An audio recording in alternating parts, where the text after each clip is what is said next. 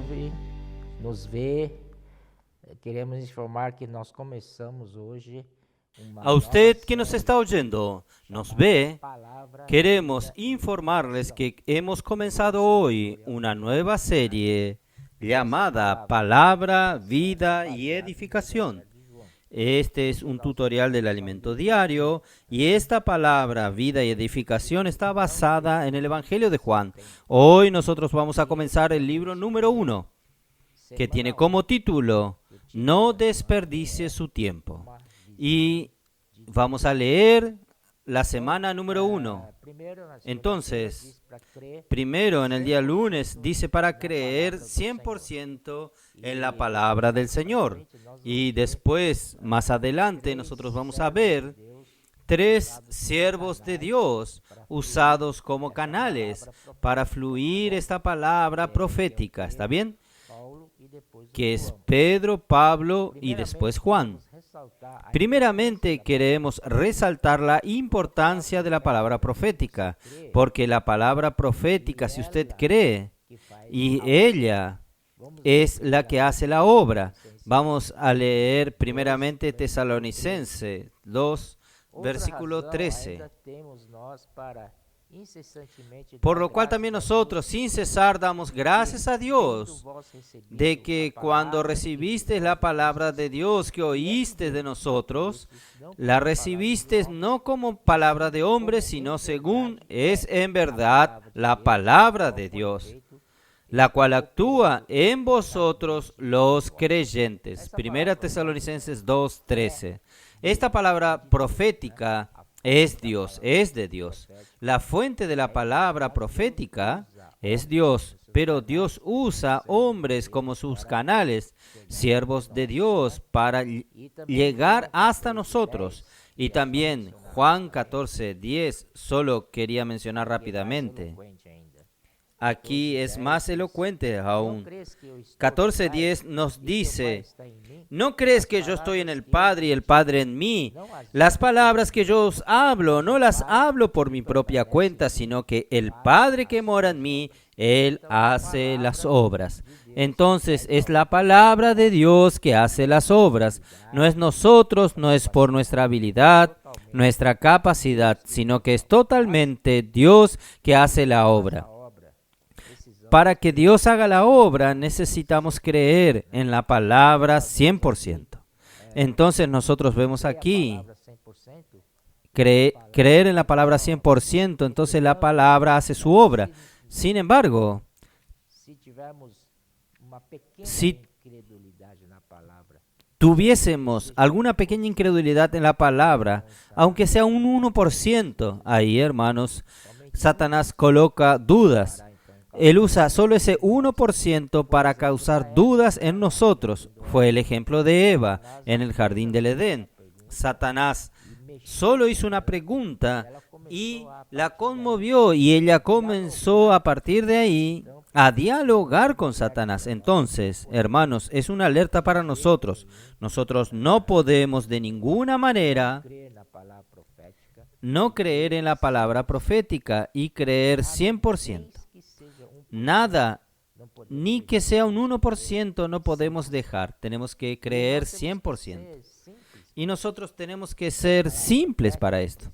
Para la palabra profética necesitamos creer y obedecer, ser simples y obedecer.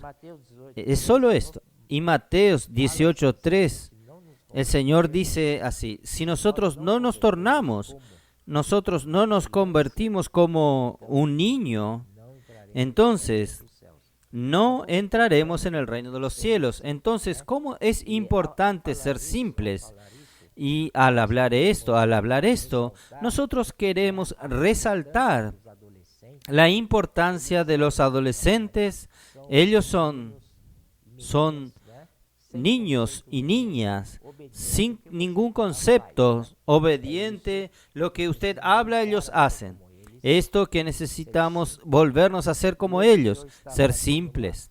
Y hoy el Señor está formando un ejército santo, de acuerdo con Salmo 110:3.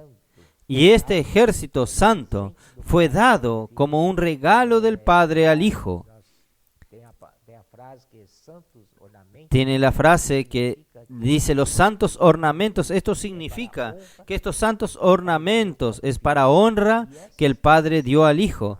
Y estos santos ornamentos son estos ejércitos de jóvenes santos. Gracias al Señor. Y también nosotros tenemos la casa de adolescentes. Y los adolescentes son muy dinámicos. Ellos salen en las calles invitando a otros adolescentes para participar de la reunión de ellos. Esto es muy positivo. Y hemos visto personas que salen a las calles, traes 23 adolescentes, otro trae 12 y así en adelante. Y esto es muy necesario en estos días, que nosotros creemos que ellos son este ejército de joven santo dado al Hijo, para al fin heredar el reino. Ahora nosotros vamos a llegar al ministerio de Pedro, primeramente. Pedro, después de la ascensión del Señor, Pedro fue entonces el primero apóstol a ser usado por el Señor como la boca del Señor, como siervo que habla la palabra del Señor. Nosotros sabemos que antes de esto, Pedro fue llamado por el Señor en el mar de Galilea, estaba pescando con su hermano Andrés, y cuando el Señor Jesús pasó por allí, le dijo, sígueme. Y ellos inmediatamente dejaron las cosas de las pescas y siguieron al Señor. Entonces, esto fue muy fuerte. La conversión de ellos al Señor. Entonces, Pedro, como otros discípulos, son 12 en total los discípulos, convivió con el Señor, entonces sabían bien quién era el Señor. Entonces, y ahí el Señor dijo a Pedro, usted será pescador de hombres. A partir de hoy dejará de ser pescador de peces, usted será pescador de hombres. Y así fue. Y cuando el Señor fue crucificado y Él resucitó, y cuando Él volvió a la tierra, entonces Él ya aparecía y desaparecía. Entonces, su presencia estaba en su palabra. Cuando Él hablaba, entonces Él estaba presente, ¿no es así?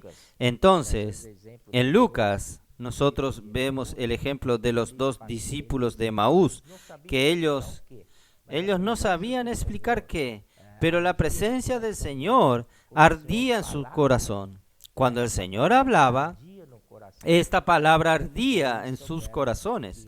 Entonces ellos supieron que esta es la presencia del Señor, aunque no sea físicamente, no visiblemente, pero el Señor estaba allí. Entonces hoy, la presencia del Señor, ¿dónde está la presencia del Señor? Está en su palabra. Cada vez que el Señor habla, Él está presente con nosotros.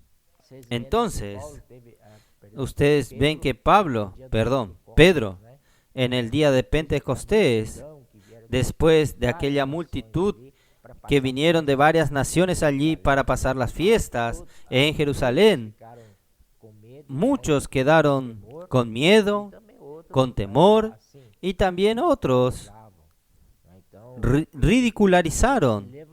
Pedro tuvo entonces que levantarse, y la Biblia dice, Pedro se levantó, más con los 12. Entonces, ¿quién tuvo la iniciativa de hablar por el pueblo y representar al canal de Dios? Era Pedro. Entonces, los demás 11 acompañaron a Pedro solamente en esto. Entonces, a través del ministerio de Pedro, el Señor abrió la puerta de salvación para los judíos en aquel día de Pentecostés.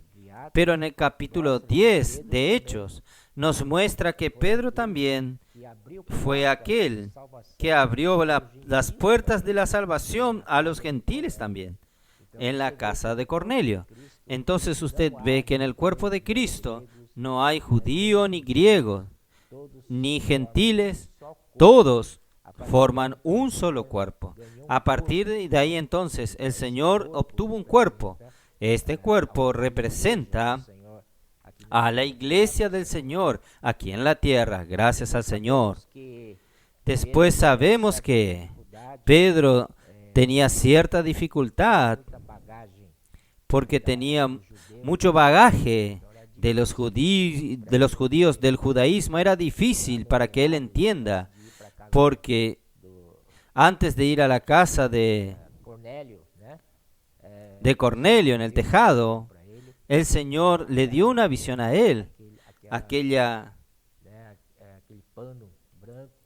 aquel paño blanco que descendió del cielo y estaba lleno de cuadrúpedos, y el Señor le dijo: Pedro, mata y come. Y Pedro dijo: no, jamás.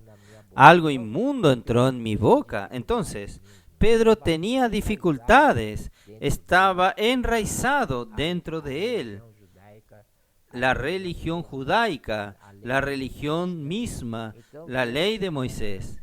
Entonces Dios, una vez Pedro también fue, cuando Pedro fue a la casa de Cornelio, cuando volvió, los judíos le indagaron: ¿por qué usted fue a la casa de los gentiles? No es permitido. Entonces, usted ve que Pedro también, otra ocasión, en Antioquía, Pedro estaba con los gentiles. De repente vinieron los de Jerusalén, los judíos de Jerusalén. Pedro disfrazadamente dejó a los gentiles y se juntó con los judíos. Ahí Pablo, en el mismo instante, delante de todos, lo llamó de hipócrita. Entonces, en el cuerpo de Cristo no hay judíos ni griegos, somos todos uno en este cuerpo maravilloso del Señor. Por eso que el Señor entonces levantó otro siervo de Él para ser el canal, para predicar el Evangelio para los gentiles. Y este siervo de Él es Pablo. Pablo era alguien del judaísmo, era fariseo, era muy judío. Entonces, pero él, un día, en el camino a Damasco, una luz le apareció a él, una luz muy fuerte, y él cayó en tierra, y allí esta voz le decía a él: Saulo, Saulo, ¿por qué me persigues? Entonces, hermanos, Pablo entendió allí que él estaba persiguiendo a los cristianos. En verdad estaba persiguiendo al propio Jesús. Entonces, cegó sus ojos y ahí tuvo que ser llevado a la casa de alguien allí, porque él quedó ciego totalmente. ¿Y quién Dios mandó para hablar con Pablo? Ananías. Y Ananías comenzó a disculparse. No, Señor, mande a otro.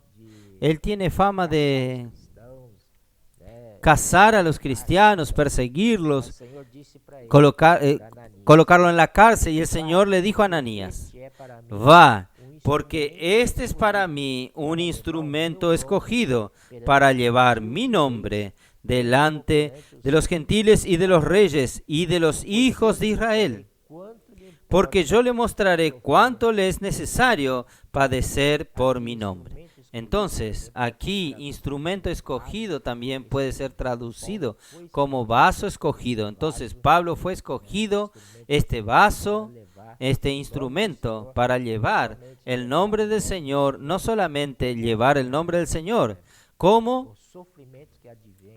el sufrimiento que adviene de esta tarea. Pero Pablo fue a Tarso, pero cuando se levantó la iglesia en Antioquía, que era una iglesia de los gentiles, totalmente gentiles, entonces la iglesia en Jerusalén mandó a Bernabé para allí, para certificar si realmente era una iglesia. Allí, hermanos, en ese momento, Bernabé recordó que de Pablo, que él estaba en Tarso, fue allí y lo trajo junto para Antioquía, y en Antioquía pasaron un año, estuvieron un año reuniéndose, sirviendo. En el capítulo 13 de Hechos, nosotros vimos que el Señor dijo: separadme ahora a Bernabé y a Saulo para la obra que los he preparado. ¿Quién dijo esto? Fue el Espíritu Santo.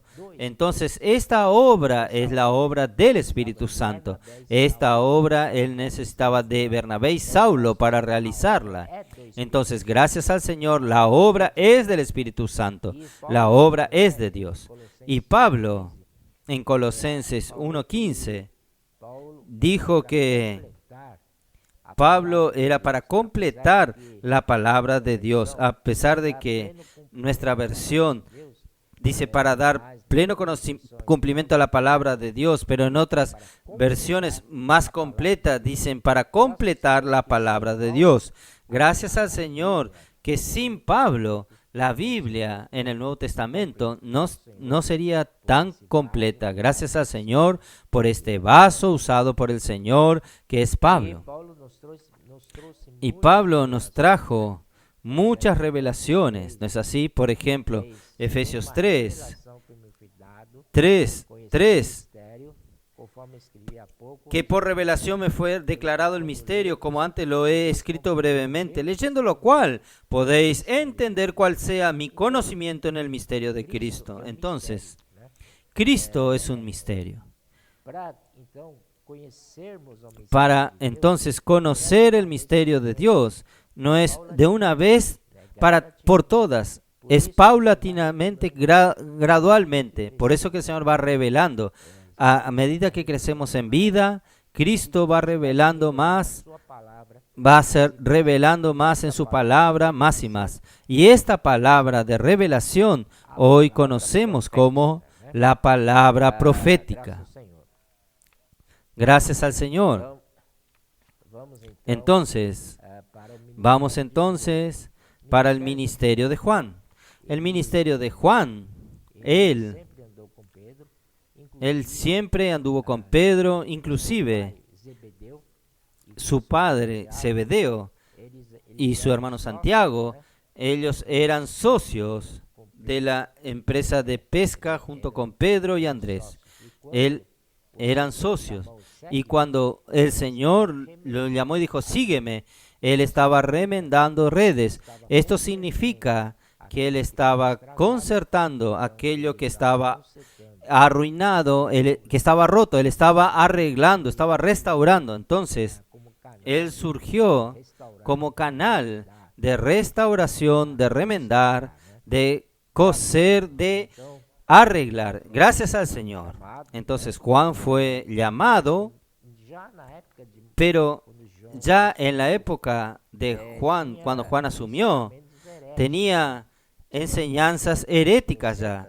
Tenía los docetas que decían que Jesús no vino en carne, negando que el Señor Jesús hubiese venido en carne. Pero de hecho el Señor es el verbo que se hizo carne. No tenemos ninguna duda, pero los docetas no creían en esto. Y también tenían otras enseñanzas de los erintos, que era líder del gnosticismo, de los gnósticos, que negaba la divinidad de Jesús. Para nosotros, hermanos, nuestro Señor Jesús es 100% Dios y un hombre completo. No hay nada menos que esto. Oh, Señor Jesús. Entonces, por fin, hermanos, nosotros estamos hoy en el ministerio de Juan. Gracias al Señor. Por eso que estamos disfrutando bastante del Evangelio de Juan. Y el Evangelio de Juan, primeramente, nosotros vemos en Ezequiel, allí vemos la figura de los 4 seres vivientes. Y tenían 4 rostros en cada ser viviente. El rostro de león, de buey, de hombre y de águila. Sabemos que león se refiere a Mateos, que habla que el Señor es rey. Y Marcos es el rostro de buey, o servo. que representa entonces al siervo.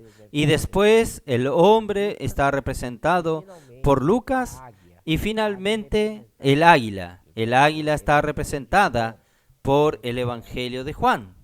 Entonces, aquí, en el Evangelio de Juan, nos manda a los cielos, subir en las alas del águila. Miren aquí. Éxodo 19:4 ya dice, ustedes vieron lo que hice a los egipcios, cómo os llevé sobre alas de águila y os acerqué a mí, y os he traído a mí. Dios es esta águila. Entonces el Evangelio de Juan, él no menciona la genealogía porque Jesús como Dios no tiene principio ni fin de existencia. Es maravilloso esto. Y también en Marcos también no aparece la genealogía porque retrata al Señor como un siervo, un esclavo. Es sin importancia, pero hoy vamos a enfocarnos en el Evangelio de Juan, que es el rostro de él, está representado por el águila. Gracias al Señor. Y más, hermanos. En Apocalipsis 4:1 dice así: después de estas cosas, miré y he no solamente una puerta abierta en el cielo. Los cielos están con las puertas abiertas. ¿Qué estamos esperando? Vamos a entrar. Y no solo esto, también la primera voz que oí, como de trompeta, hablando conmigo, dijo: miren el sonido de trompeta muy fuerte. Sube acá y yo te mostraré las cosas que sucederán después de estas. Hermanos, para tener la visión de Dios, necesitamos subir a donde está Dios en los cielos, en el trono. No podemos estar aquí en la tierra. Si quedamos en la esfera de la dimensión terrenal, vamos a mirar todas las cosas grandes.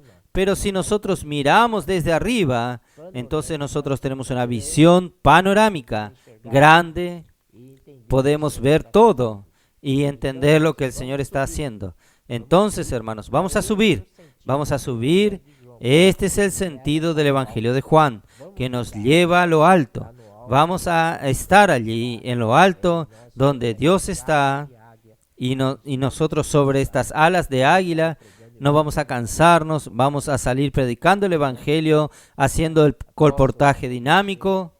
Puedo orar por usted, y ahí entregamos a las personas en la red de cuidado, central de recepción, las mujeres conectadas, los hombres de oración. Todo esto son necesarios. Tenemos los jóvenes maduros, los valientes de David, avanza jóvenes. También tenemos principalmente, que está bastante ahora, la casa de adolescentes. Los adolescentes precisamos de ellos. Yo creo que hoy ellos son, la tasa de crecimiento viene de los adolescentes. Entonces vamos a continuar.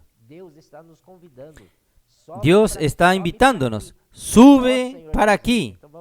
Oh Señor Jesús. Entonces vamos a subir en las alas de un águila y entremos en los escritos de Juan para ver las cosas de lo alto. Jesús es el Señor.